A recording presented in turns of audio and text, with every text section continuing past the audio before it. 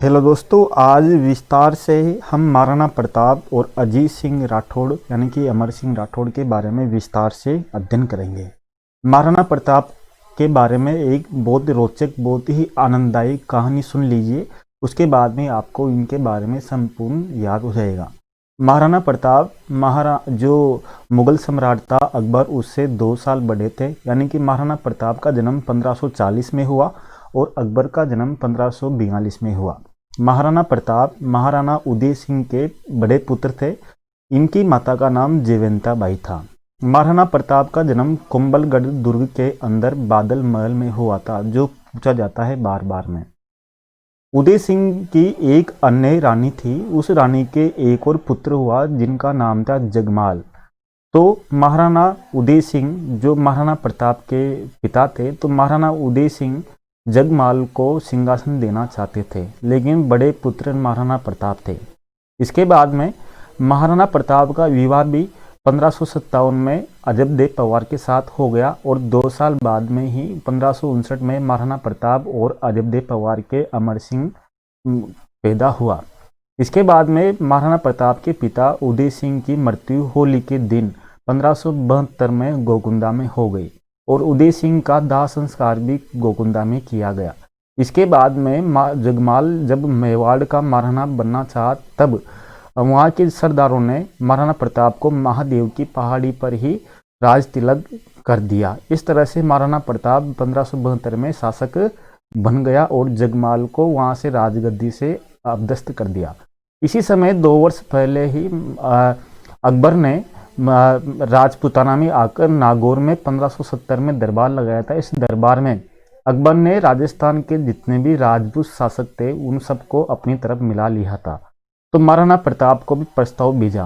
प्रस्ताव भेजने के लिए अकबर ने 4 दूत महाराणा प्रताप के पास भेजे। उन 4 दूतों में पहली बार जल्लाल खां को भेजा, दूसरी बार मानसिंह को भेजा, तीसरी बार भगवान दास को भेजा और चौथी बार टोडरमल को भेजा। इस तरह से अकबर ने महाराणा प्रताप को समझाने के लिए 4 बार 4 दूत भेजे, लेकिन महाराणा प्रताप समझने वाले कहाँ थे।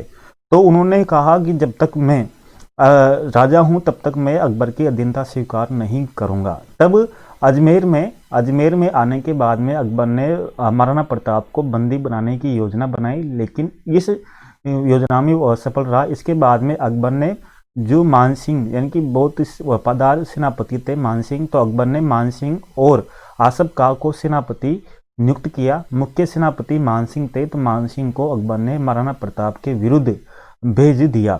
इसके बाद में मानसिंह सेना लेकर महाराणा प्रताप के विरुद्ध आ गया और अंत में दोनों सेनाएं आपस में 18 जून 1576 को आपस में हल्दी घाटी के मैदान में टकराई। अब आपको 18 जून ध्यान रखना है, न कि 16 जून, क्योंकि एनसीईआरटी आरबीसी किताबें ही ऑथेंटिक होती है। क्योंकि 18 जून और 16 जून में बहुत से कंफ्यूज होते हैं, तो आपको 18 जून ही ध्यान रखना है। इस कारण ही ये किताबें महत्वपूर्ण होती है पढ़ने के लिए। आगे चलते हैं। जब ये युद्ध हुआ तो युद्ध में बहुत भयंकर युद्ध हुआ। युद्ध में जो हकीम कासुर के नेतृत्व में महाराणा प्रताप की ओर से बहुत भयंकर आक्रमण किया गया। इसमें मुगलों की जो आरक्षित फौज थी वो भागने लग गई, यानी कि मुगल सेना महाराणा प्रताप की सेना के आगे टिक नहीं सकी। इसके बाद में जैसे ही मुगलों की सेना भाग रही थी, तब उस सेना में से एक व्यक्ति मेहतर खां ने झूठी अफवाह फैला दी कि स्वयं अकबर सेना लेकर यानी कि विशाल सेना लेकर आ रहा है। तब ये सेना ने सुनकर कि हाँ अकबर स्वयं आ रहा है, तो उसमें और जोश आ गया, तो वापिस वो सेना वापिस लौट कर आए और दोबारा फिर वापिस लड़ने लग गए। इस बार जब इनके हाथियों के मध्य युद्ध हुआ, यानी कि जो इनके हाथियों के बड़े फेमस थे, जिसे महाराणा प्रताप के पास पूना और राम प्रसाद हाथी थे, तो मुगलों की ओर से गजमुक्ता और गजराज के मध्य युद्ध हुआ। यानी कि आपको ध्यान रखना है कि गजमुक्ता क्या है, गजराज क्या है, अब पूना राम प्रसाद क्या है। बाद में राम प्रसाद हाथी के मावत मारे जाने के कारण राम प्रसाद हाथी मुगलों की हाथ लग गया और बाद में अकबर ने राम प्रसाद हाथी का नाम पीर प्रसाद कर दिया। महाराणा प्रताप मानसिंह के पास पहुंचा और उसके घोड़े यानी कि मानसिंह का जो घोड़ा था मानसिंह का जो हाथी था मर्दाना, उस पर चेतक चला गया और चेतक उस मर्दाना हाथी के सूंड पर पैर रखकर महाराणा प्रताप ने भाले की दी, लेकिन मानसिंह होदे में घुस गया और उसका जो माहौत था वो मारा गया। लेकिन चेतक की इसकी दोनों टांगे हाथी के जो दांतों में लगी हुई थी तलवारें, उसे उसकी कट गई। इसके बाद में फिर जब महाराणा प्रताप बीच में आ गए, तब बड़ी झाड़ी के जो जला मन्ना थे, जला मन्ना ने महाराणा प्रताप से कहा कि आप यहाँ से जाओ और आपका राज सिंहासन मुझे दे दो। तब जला मन्ना महाराणा प्रताप का वेश धारण करके लड़ रहा था। तब सब सेनाओं ने, मुगल सेना ने समझा कि यही महाराणा प्रताप है। तब संधि पूरी मुगल सेना जला मन्ना के ऊपर टूट पड़ी।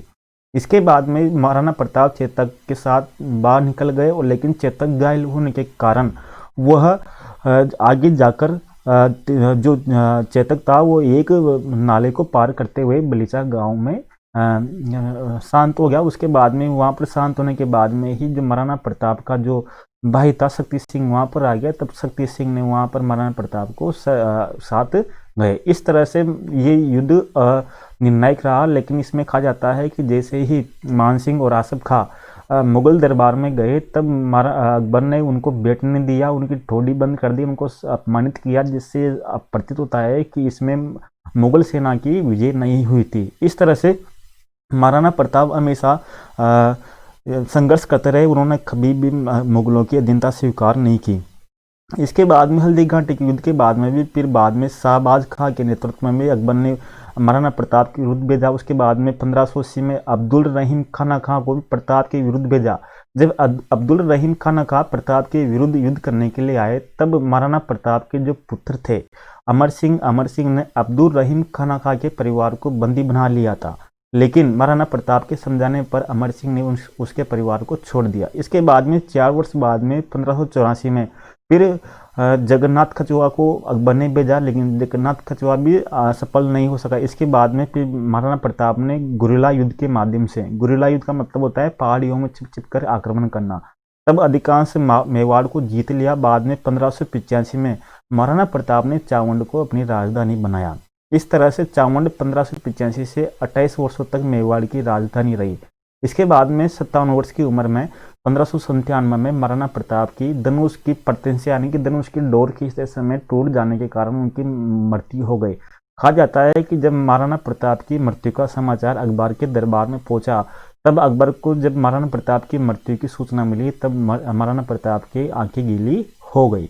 तो ये मुख्य रूप से आपको ध्यान रखना है। अब मैं आपको टिक करा देता हूँ आपको क्या क्या ध्यान रखना है जो आपके महत्वपूर्ण रहेगा। जैसे अब देखिए, महाराणा प्रताप का जन्म कब हुआ? 9 मई 1540 को। कहाँ हुआ? कुंभलगढ़ दुर्ग के बादलमहर में। कुंभलगढ़ कहाँ है? आपको पता है, राजसमंद जिले में। कटारगढ़ आपको ध्यान रखना है, कटारगढ़। कुंभा की जो महाराणा कुंभा थे, यानी कि महाराणा कुंभा कौन थे पता है आपको? महाराणा कुंभा जो उदय सिंह थे ना, ये महाराणा उदय सिंह जो महाराणा प्रताप के पिता उदय सिंह के पिता कौन थे? राणा सांगा के पिता यानी कि इससे पूर्व शासक जो कुंभा थे, कुंभा की हत्या इसमें उनके पुत्र उदा ने की थी कटारगढ़ में, ये ध्यान रखना है। तो बादलमहर में किसका जन्म हुआ? महाराणा प्रताप का। महाराणा प्रताप के पिता का नाम उदय सिंह था, माता का नाम क्या था? जयवंता बाई। महाराणा प्रताप की शादी किनसे हुई? अजबदेव पवार से। और अजबदेव पवार महाराणा प्रताप से किसका जन्म हुआ? अमर सिंह का 1559 में, आपको ध्यान रखना है, ठीक है। महाराणा प्रताप की मृत्यु कब हुई? 28 फरवरी 1572 में गोकुंदा में हुई। और गोकुंदा में होने के बाद में ही फिर कहाँ पर? महादेव की बावड़ी पर मेवाड़ के सामंतों ने प्रताप सिंह का यानी कि महाराणा का राज तिलक कर दिया था, ये आपको ध्यान रखना है, ठीक है। अब अकबर ने कब दरबार लगाया था? यानी कि अकबर का दरबार 1570 में नागौर में लगा था, जिसमें क्या हुआ कि अधिकांश राजपूत शासकों ने अकबर की अधीनता स्वीकार कर ली। अब अकबर ने प्रताप को अधीनता स्वीकार करने के लिए कितने दल भेजे? 4 दल भेजे। आपको ध्यान रखना है, पहले क्रमवार ध्यान रखना है, पहले जलाल खां, फिर उसके बाद में मानसिंह, फिर भगवान दास, फिर टोडरमल। इस तरह से 4 दल आए थे, आपको ध्यान रखना है। इन चारों क्रम को आपको ध्यान रखना है, ठीक है। बाद में जब ये प्रताप को समझाने में असफल रहे, तो फिर क्या हुआ? फिर अकबर ने फिर मानसिंह को इस युद्ध का मुख्य सेनापति बनाया। और सहयोगी कौन था? आसफ खां। इस तरह से ये युद्ध हुआ। तो आपको ध्यान रखना है कि ये गोकुंदा और खमनोर की पहाड़ियों में, यानी कि हल्दी घाटी कहाँ पर है? गोकुंदा और खमनोर की पहाड़ियों के मध्य एक हल्दी घाटी है, ठीक है। इसको आप विस्तार से पढ़ लेना। मैं मुख्य चीजें बता रहा हूँ जो आप क्वेश्चन आते हैं। 18 जून 1576 को मध्य दोनों के मध्य युद्ध हुआ। किन किन के, यानी कि महाराणा प्रताप और मानसिंह के मध्य युद्ध हुआ। एक युद्ध किसके नाम जाना जाता है? हल्दी घाटी के युद्ध के नाम से जाना जाता है, ये आपको ध्यान रखना। जब युद्ध हुआ तो मुगलों की सेना भाग रही थी, तब मुगलों के जो फौज का प्रभारी था मित्र खान ने क्या अफवाह फैलाई कि बादशाह अकबर स्वयं शाही सेना लेकर आ रहे हैं। तब वापिस सेना आई। इस जो एक ध्यान रखना, रक्तताल क्या है, रक्तताल किसे कहते हैं? यानी कि राजपूत पहले मोर्चे में सफल होने के बाद में बनास नदी के किनारे वाले मैदान में जिसे रक्तताल कहते हैं, यानी कि बनास नदी के वाले मैदान क्या कहलाता है? रक्तताल कहलाता है।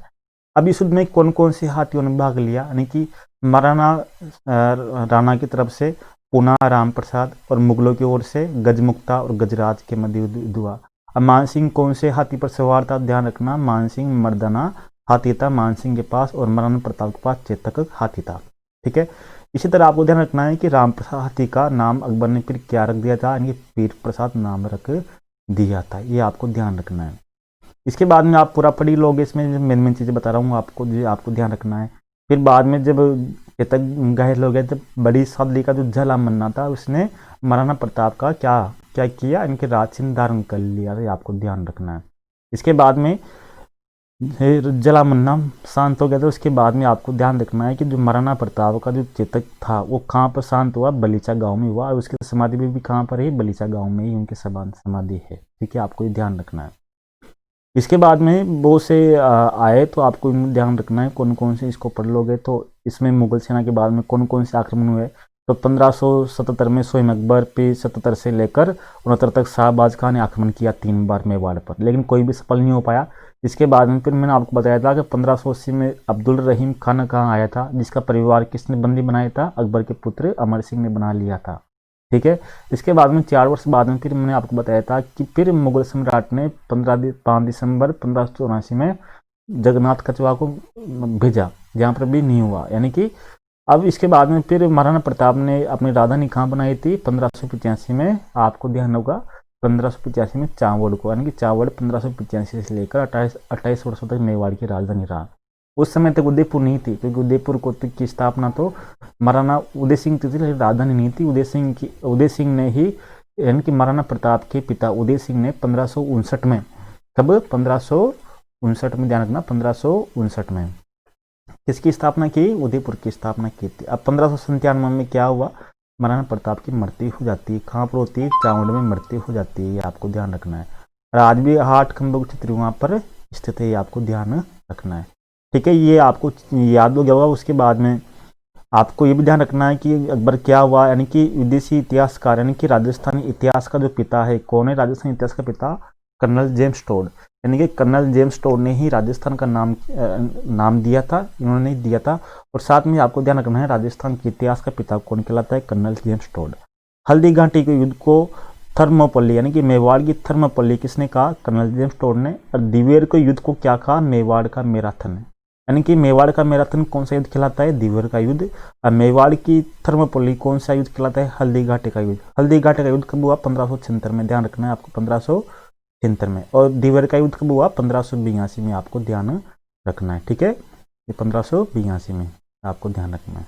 ये महाराणा प्रताप के बारे में मुख्य मुख्य चीजें आपको याद रखनी है। इसके बाद में पढ़ते हैं दूसरा शासक है जिसके बारे में आपको अध्ययन करना है। जैसे इसके पहले हमने याद कर ही लिया था जय सिंह, इसके पहले वाले भाग में अमर सिंह राठौड़। अमर सिंह राठौड़ के बारे में पढ़ते हैं, जो जोधपुर रियासत से संबंधित था अमर सिंह राठौड़। अमर सिंह राठौड़ के बारे में बहुत रोचक कहानी के माध्यम से पहले आप याद कीजिए।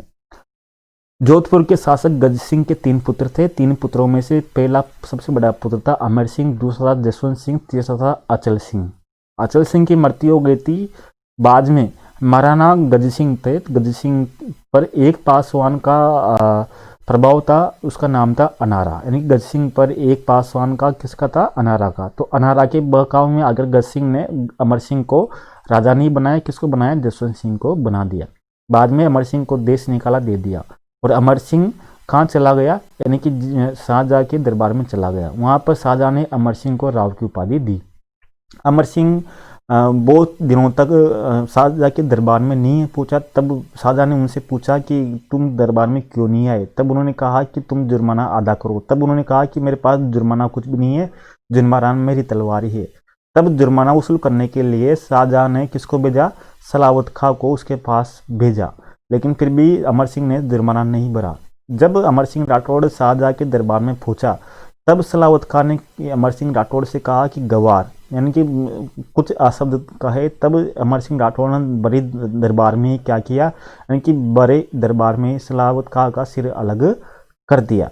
यानी कि उसके बाद में अमर सिंह वहां से भाग गया। बाद में शाहजहां के ऊपर भी आक्रमण किया, लेकिन शाहजहां बच गया। इसके बाद में अमर सिंह पर जो इनाम घोषित किया शाहजहां ने, उसके लालच में इसके साले, यानी कि इसके साले अर्जुन गौड़ ने इनाम के लालच में इस पर आक्रमण करके अमर सिंह को मार दिया। जब ये अमर सिंह के जो वफादार सरदार थे, उन सरदार सैनिकों को पता लगा, तब सरदारों सैनिकों ने उस समय दिल्ली के पर आक्रमण कर दिया। यानी कि राठौड़ों ने आक्रमण कर दिया, लेकिन राठौड़ जो लड़ते हुए, जो लाल किला था, लाल किला का जो बुखारा द्वार था, लाल किला का एक सगड़ा द्वार था बुखारा द्वार, उस बुखारा द्वार में राठौड़ मर गए पूरे के पूरे। बाद में उस बुखारा द्वार को लाल ईंटों से बंद करा दिया, यानी ईंटों से बंद करा दिया गया। तो बुखारा द्वार जो वर्तमान जो नाम कहलाता है अमर सिंह का फाटक, यानी कि अमर सिंह का फाटक कहाँ पर है, लाल किले में, ये आपको ध्यान रखना है, उस कारण से फेमस है। तो उम्मीद है कि आपको दोनों शासक अच्छे लगे होंगे, दोनों को आपको याद हो गया होगा, आपको अच्छे से याद हो गया होगा। तो अगर आपको याद हो गया होगा तो तीसरे अगले वीडियो में और शासक लेके आएंगे। इस तरह से आपकी पूरी कंपटीशन की अच्छे से आपको याद करा देंगे। दूसरों को भी शेयर कीजिए जिससे सबको याद हो सके। धन्यवाद। बहुत कम समय में हमने आपको याद करा दिया।